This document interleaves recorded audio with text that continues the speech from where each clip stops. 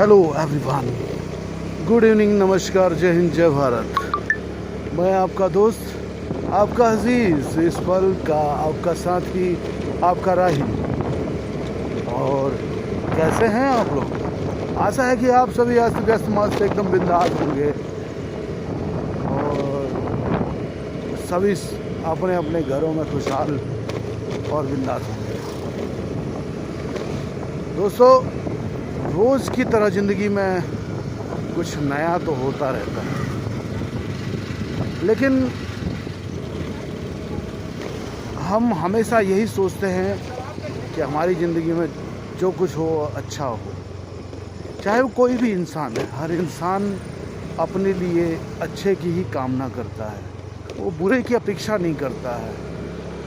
इसी का एक एग्जाम्पल आपको बता रहा हूँ।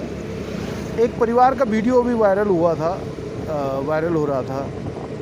वो परिवार कोई देखिए, दुख किसी का भी है, वो दुख है, चाहे वो किसी भी जाति, धर्म, मजहब से जुड़ा हुआ व्यक्ति हो। तो ये जो वीडियो था, ये बाढ़ का वीडियो है। और एक परिवार जो है पूरा का पूरा, कम से कम 15 लोग थे, 15 से 20 लोग, वो नदी के बीचों बीच एक टापू जैसे में फंस जाते हैं और धीरे धीरे बाढ़ का जल स्तर बढ़ता रहता है। पहले तो वो कोशिश करते हैं कि सब समेट के एक दूसरे को सब पकड़ के खड़े होते हैं, लेकिन आग, हवा, पानी, इन तीनों पर किसी का जोर नहीं चलता दोस्तों। इनका बस चले तो ये किसी को भी कभी भी कहीं भी स्वाहा कर सकते हैं, क्योंकि ये तीनों ही अपना अपना रास्ता बनाने में माहिर हैं। ना तो आग को आप रोक सकते हैं, ना ही आप हवा को रोक सकते हैं, ना ही आप पानी को रोक सकते हैं। आप जितने मर्जी बड़े डैम बना लो, जितने मर्जी बड़े से बड़े डैम बना लो, जिस दिन पानी ने ठान लिया और जिस दिन पानी का मूड उस डैम से पार करके जाने का हो जाएगा, तो आप उसे रोक नहीं पाएंगे। और भगवान ना करे कि ये परियोजनाएं, हालांकि इंसान को सुख पहुंचाने के लिए बनाई गई ये परियोजनाएं, इस तरीके से तो ध्वस्त ना ही हो, क्योंकि प्रकृति अपने आप को नियमित करने का, अपने आप को संचालित करने का जो अधिकार है वो खुद के पास ही रखती है। प्रकृति ने किसी को ये अधिकार नहीं दिया है। और मुझे लगता है कि इंसानी दिमाग ये सोचता है कि हम प्रकृति को चला रहे हैं, पर असल बात ऐसी नहीं है। इसीलिए शायद इंसानी दिमाग चूक कर जाता है, वो ये भूल जाता है कि प्रकृति अपने आप को सिस्टम में लाने में ज़्यादा समय नहीं लगाएगी। इसलिए प्रकृति से ज़्यादा से कम से कम छेड़छाड़ की जाए। अब जैसे कि आप लोगों ने कई बार सुना होगा कि चाइना में एक डैम ऐसा बना है कि जो इतना विशालकाय है कि जिसकी वजह से पृथ्वी का जो घूमने का जो परिक्रमा करने का जो एक वो टाइमिंग है, उसमें कुछ सेकंड का फ़र्क पड़ा है। यानी कि वो कितना विशालकाय डैम होगा जिसको बनाने से इतना इफ़ेक्ट हो गया। तो दोस्तों, ऐसे काम तो हम लोगों को नहीं करने चाहिए, लेकिन मानता कहाँ है। यहाँ ईर्ष्या, द्वेष भावना इंसान के अंदर कूट के भरी पड़ी है। हम लोग प्रतिस्पर्धा की दौड़ में इतने पागल हो गए हैं कि हम लोग भूल जाते हैं कि हम सिर्फ क्षण भर के लिए यहाँ हैं। बाकी हम लोगों का इस धरती पर कोई ठिकाना नहीं है। हम सिर्फ किराएदार हैं यहाँ, हम इसके मालिक नहीं हैं। मालिक सिर्फ वो है, वो हमें चाहेगा रखेगा, जब तक चाहे रखेगा, और जब चाहे उसका मन करेगा तो निकाल देगा। तो ये बात चल रही थी उस नदी में फंसे हुए परिवार की, जिसके 15 से 20 लोग उस नदी में एक टापू में फंस जाते हैं। मुझे ये नहीं पता कि वो कैसे उस जगह पर फंसे, पर मैंने वो वीडियो देखा तो मेरे अंदर थोड़ा सा जो एक इंसान के अंदर जो एक जागृत दर्द जो है वो दर्द मेरे अंदर उठा कि आखिर ये सचमुच बहुत बहुत बहुत डरावना था और बहुत दर्दनाक था।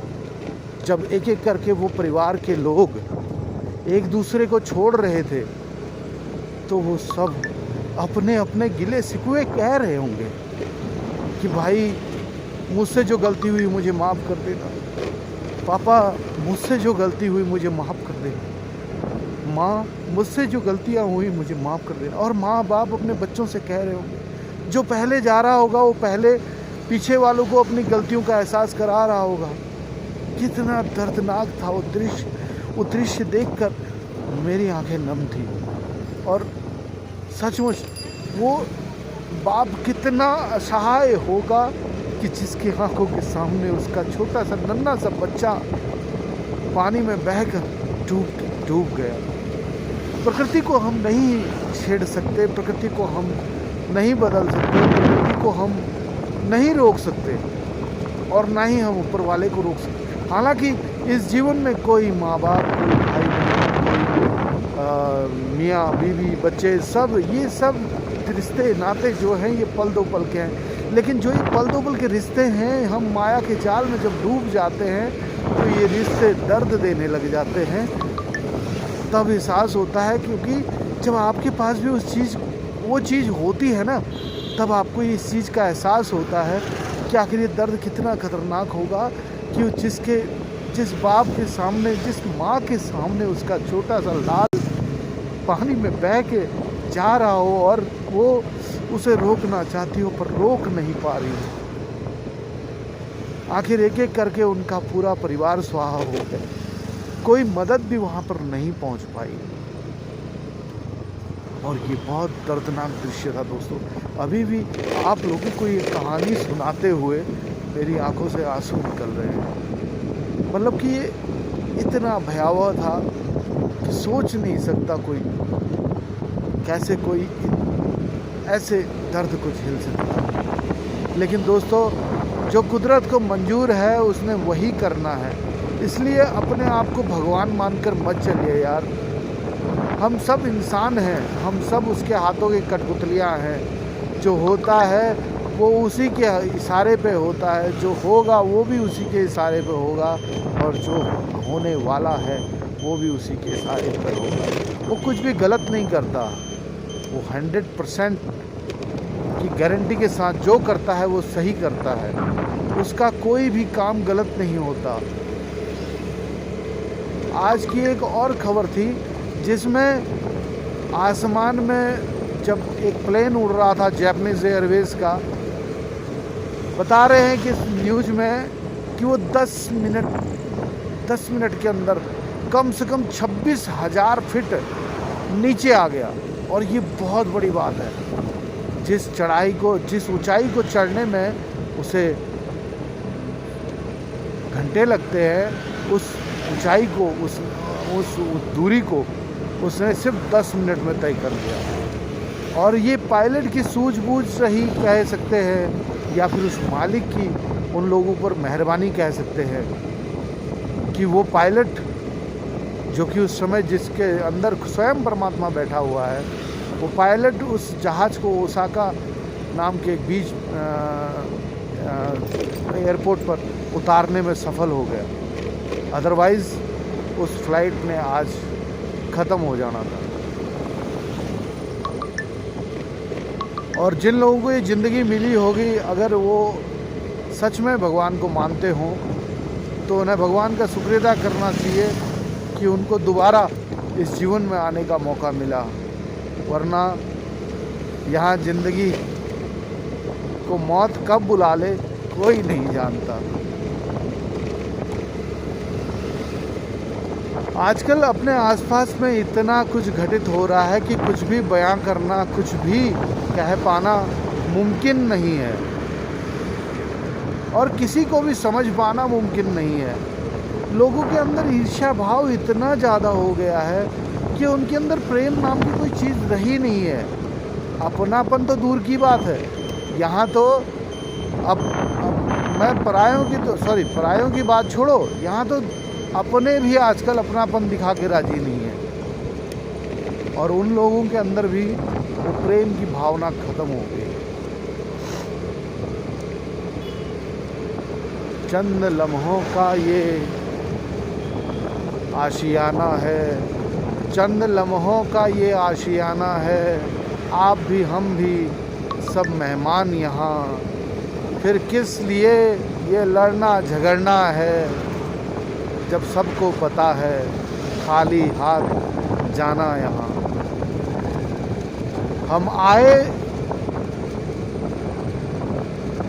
मुट्ठी बांध के थे, हम आए मुट्ठी बांध के थे। आपने एक अनूप जलोटा जी का भजन है, चदरिया झीनी रे झीनी, चदरिया झीनी रे झीनी के अष्ट कमल राम रस पीनी, चदरिया झीनी रे झीनी, चदरिया। मैं आपको सुनाई देता हूँ थोड़ा सा बोल, और बुरा मत मानिएगा, मेरी आवाज़ फटी सी है तो आप लोगों को हो सकता है कि अच्छा ना लगे, लेकिन इस गाने में जितना कुछ उन्होंने इस भजन में पिरोया है वो सचमुच लाजवाब है और हमारी ज़िंदगी के एक एक अंश से जुड़ा है। कि चदरिया झीनी रे झीनी के नाम नाम रस लीनी, चदरिया झीनी रे झीनी के राम नाम रस लीनी, चदरिया झीनी रे झीनी।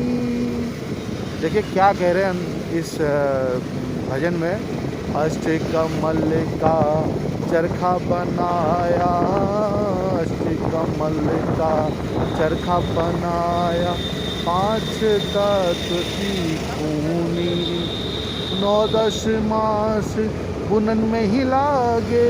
5 तत्व की खूनी, क्योंकि 5 तत्व से ही हमारा शरीर बना है, और 9-10 मास में हम अपनी माँ के पेट में होते हैं, तो 9-10 मास बुनन में ही लागे,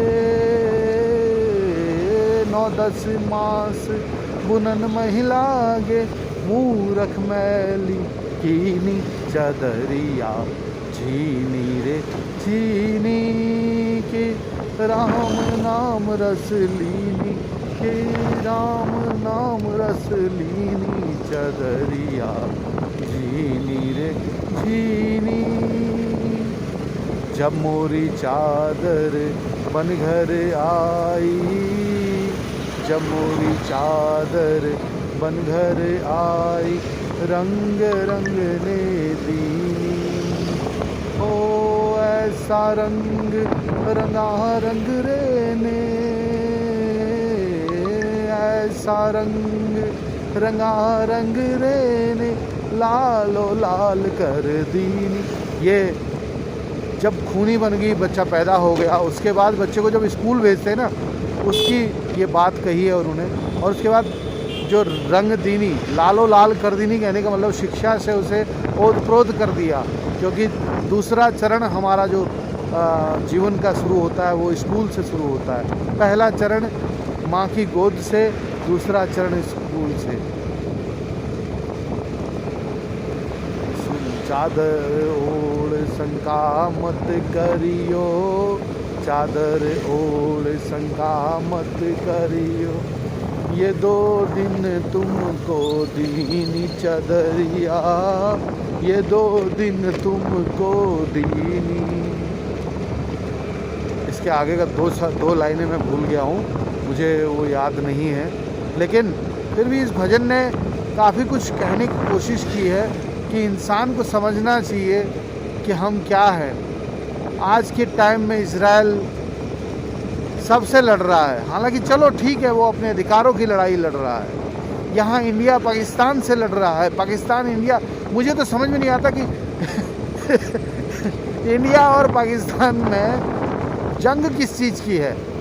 पाकिस्तान एक परमाणु संपन्न देश है, ये इंडिया को भी पता है, ये पाकिस्तान को भी पता है, पूरे वर्ल्ड को पता है। लेकिन पाकिस्तान एक करप्ट देश भी है,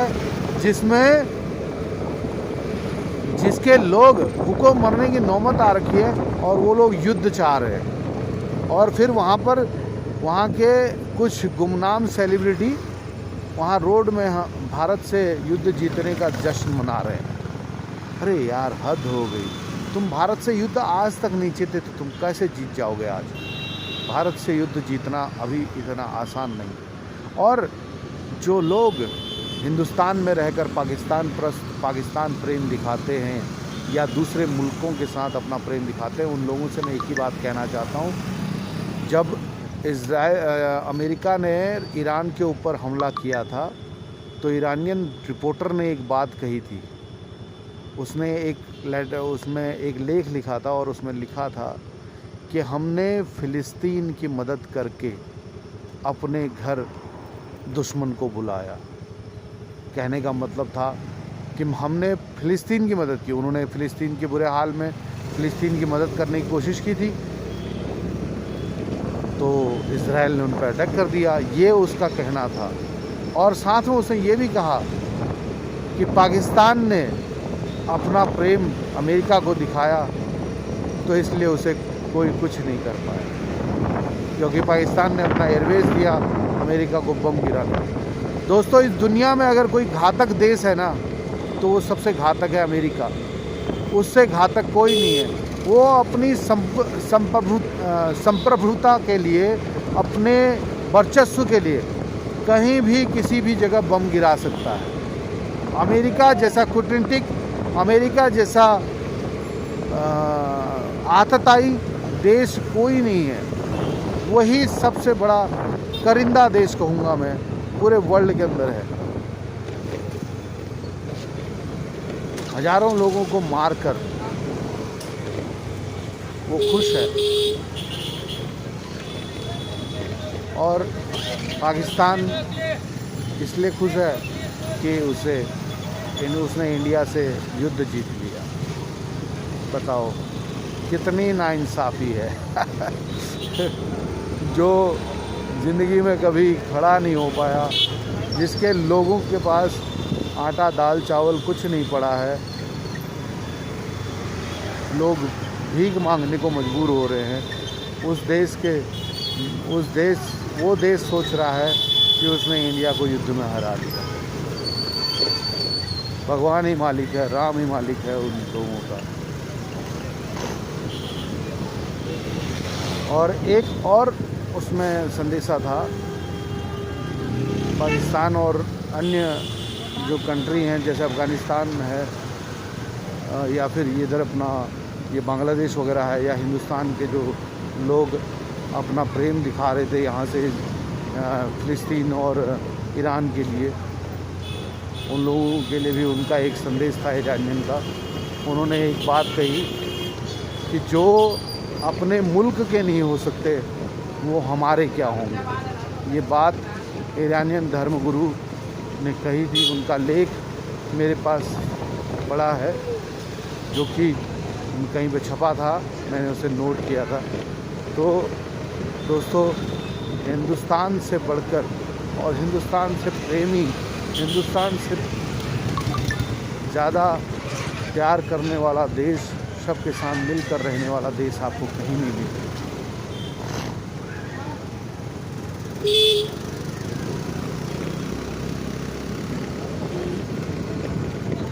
बाकी आप सभी समझदार हैं, मुझे कुछ कहने की आवश्यकता नहीं है। आप सब लोग समझदार हैं। दुनिया रंगीन है, मौसम संगीन है, बादलों का रंग गहरा है और लगता है कुछ ही देर में ये बरसने वाला है। और फ़िलहाल के लिए आज के इस लाइव का यहीं एंड करते हैं। और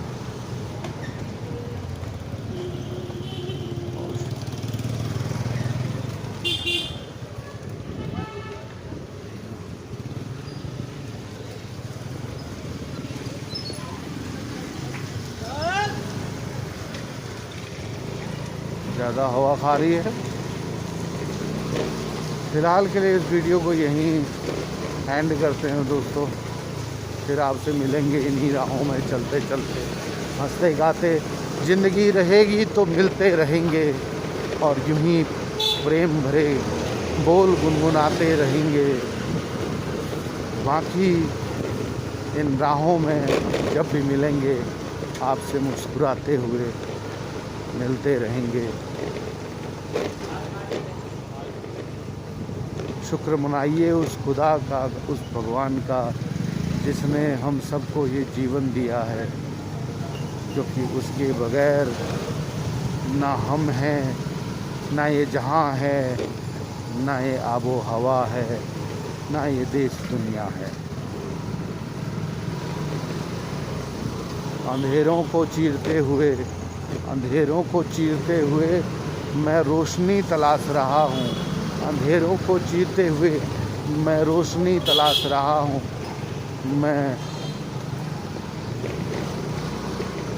मैं लोगों की भीड़ में कुछ अपने लिए और कुछ लोगों के लिए छोटी छोटी खुशियाँ तलाश रहा हूँ।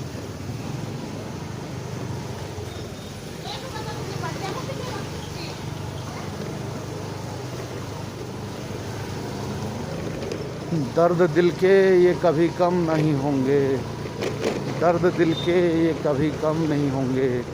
अफसाने ये रोज़ रोज़ के रोज़ नहीं होंगे। जो आज है हमारे पास वो कल नहीं होगा, और जो कल होगा वो आज नहीं होगा। बस अपने आप को समर्पित कर दो उस भगवान को जिसने बनाया ये संसार है। बाकी तो सब मिथ्या है, बस केवल वही एक कड़वा सत्य है।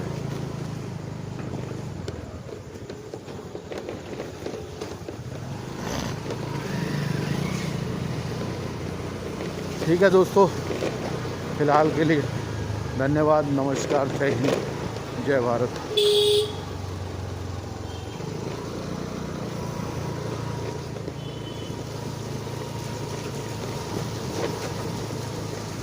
ये हमारे नया गांव की गलियां हैं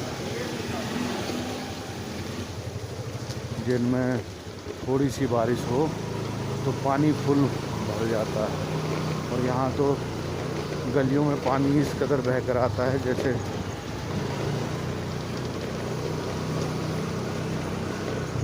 नदी आ गई हो। आपको डर लग जाएगा, इतना बहाव था कल पानी का।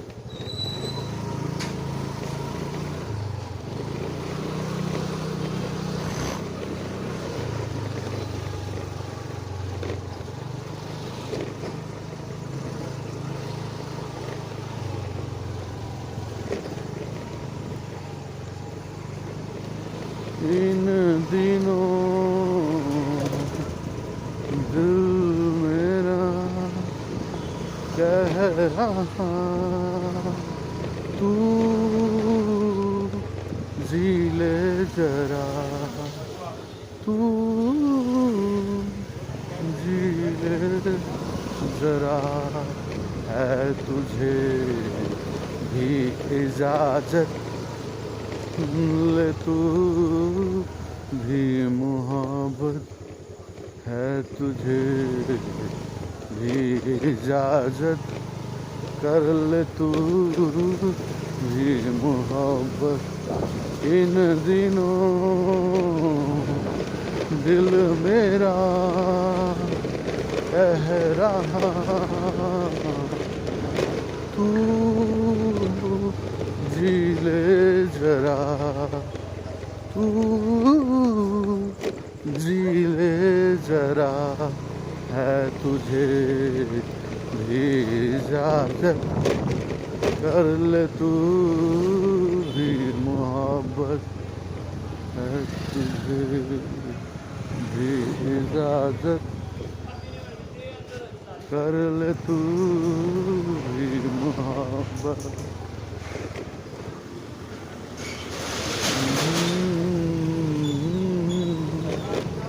नैनों पे हम दिल हारे हैं, मतवाले से तेरे नैनों ने वादे किए कई सारे।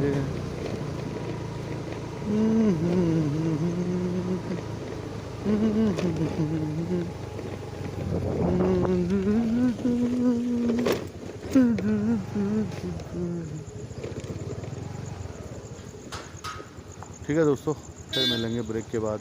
जय हिंद, जय भारत।